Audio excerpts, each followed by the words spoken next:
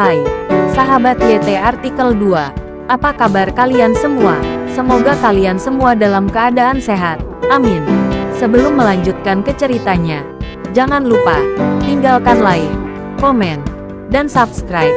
Karena dengan like dan komentar kalian, yang semakin membuat admin semangat mengupload lanjutan ceritanya.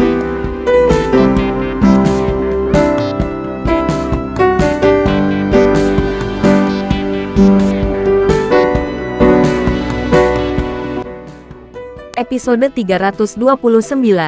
Kisah Aditya, anak bos besar yang berpura-pura miskin. Begitu Desta jatuh ke tanah, beberapa bawahan Tandi datang dan menendang Desta. Anak yang datang bersama Desta tidak dirugikan, dan segera terjatuh ke tanah, ditendang dan berguling memohon ampun. Seret mereka keluar dan beri mereka pelajaran. Jangan mempengaruhi minatmu di sini.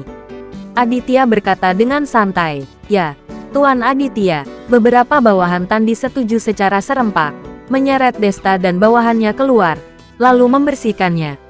Ruang pribadi akhirnya sunyi. Aditya dan yang lainnya terus minum dan mengobrol. Tuan, apa yang akan kamu lakukan? Tandi bertanya pada Aditya. Karena Nurdiansyah memintaku untuk bertemu, tentu saja dia akan pergi. Kalau tidak, dia akan mengira Aditya takut padanya. Haha. Aditya tersenyum dingin. Tandi jelas sedikit khawatir. Dia tahu bahwa Aditya adalah tuan muda keluarga Aditya.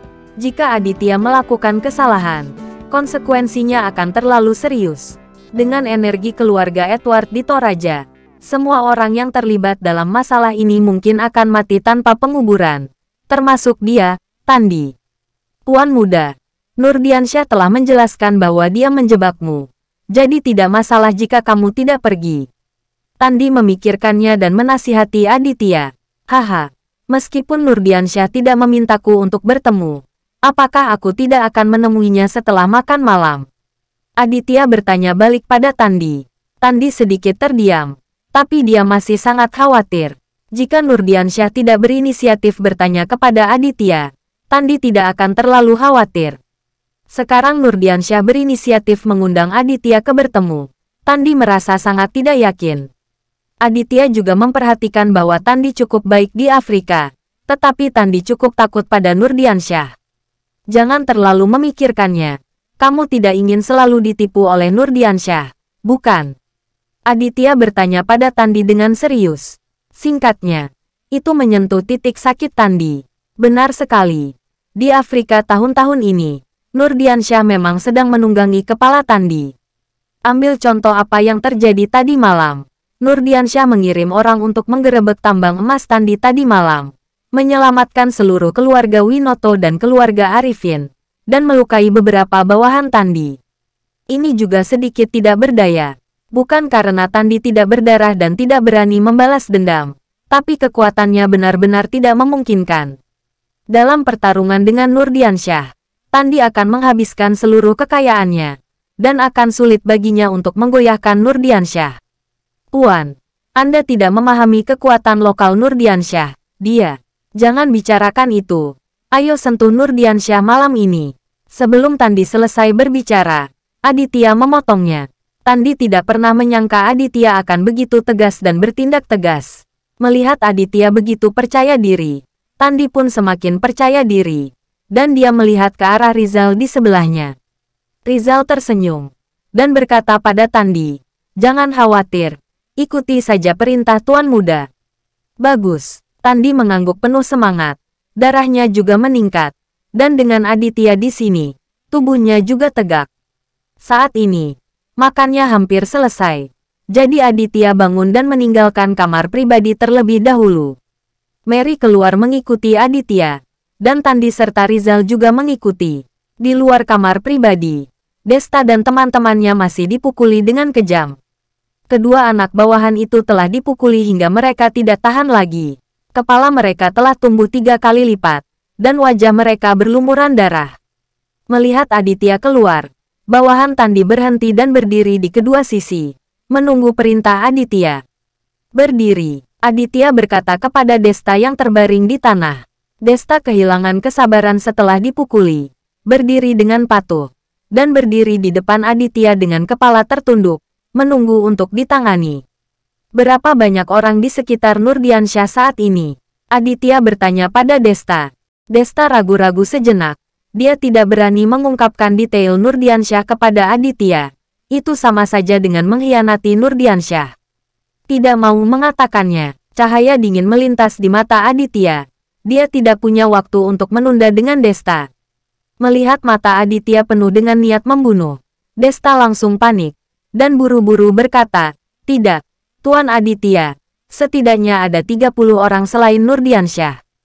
Memimpin, Aditya berkata dengan suara yang dalam. Seperti orang bodoh. Desta mengangguk setuju. "Ayo cepat." Salah satu anak buah Tandi menendang pantat Desta. Desta sangat sedih hingga dia hampir menangis. Dia sangat menyesalinya sekarang. Jika dia tahu bahwa orang-orang ini tidak menganggap serius Nurdiansyah, dia tidak akan berpura-pura memaksa sebelumnya. Sekarang bagus. Bahkan Nurdiansyah tidak melindunginya. Dia dipukuli seperti ini. Desta dan rekannya berjalan ke depan dan segera meninggalkan hotel. Aditya memerintahkan kedua anak buahnya untuk dimasukkan ke dalam mobil. Dan kemudian berkata kepada Tandi, "Berapa banyak orang yang kamu miliki?" "Ada lebih dari 20 orang. Tuan muda, saya akan menarik mereka semua sekarang." Saat Tandi berbicara, dia mengeluarkan ponselnya. "Panggil 20 orang.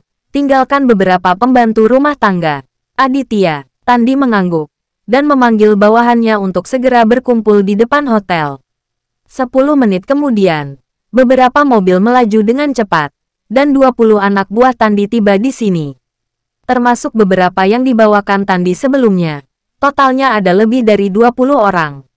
Orang-orang ini mengambil orang-orang mereka sendiri, dan mereka semua tahu bahwa mereka akan berjuang keras, jadi mereka semua bersiap.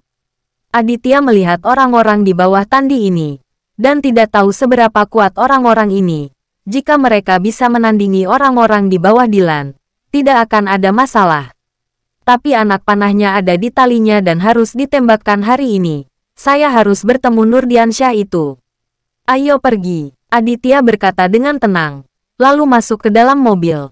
Mary juga masuk ke mobil Aditya dan selalu berada di sisi Aditya. Rizal dan Tandi juga masuk ke dalam mobil, dan mereka mengantar Desta dan anak buah Nurdiansyah dan lainnya berjalan di depan. Dalam perjalanan ke rumah Nurdiansyah, Mary berkata kepada Aditya, "Tuan, apa yang harus saya lakukan jika saya bertemu Nyonya Melanie nanti?" Ketika ditanya pertanyaan ini, Mary masih merasa sangat gelisah. Bagaimanapun, dia adalah orang kepercayaan Melanie di masa lalu. Meskipun dia telah mengikuti Aditya sekarang, dia benar-benar tidak tahu apa yang harus dilakukan ketika menghadapi Melanie lagi. "Jika kamu bisa menangkap dia hidup-hidup, kamu tangkap hidup-hidup. Jika tidak bisa, kamu akan mati." Aditya berkata dengan suara yang dalam. Jantung Mary berdetak kencang. Dia menyadari bahwa Aditya benar-benar ada di sini kali ini. Mary yakin, kali ini, Aditya benar-benar tidak sabar dengan Melanie. Hukuman untuk Melanie terakhir kali sudah cukup berat, melumpuhkan kedua kakinya. Tapi ini tidak membuat perempuan jalang ini tenang. Sekarang, Aditya benar-benar bosan. Dia tidak ingin menanggung bajingan ini lagi. Setelah 20 menit berkendara, dia akhirnya sampai di rumah Nurdiansyah. Nurdiansyah telah menetap di negara kecil ini selama bertahun-tahun. Dan villa 3 lantai dengan keluarganya sendiri sangat megah. Begitu mobil Aditya berhenti, selusin orang bergegas keluar dari gerbang villa. Orang-orang ini semua memegang senjata pembunuh, beberapa dengan pisau panjang, dan beberapa dengan jeruji besi. Dan mereka semua menatap Aditya dan yang lainnya dengan wajah tidak ramah.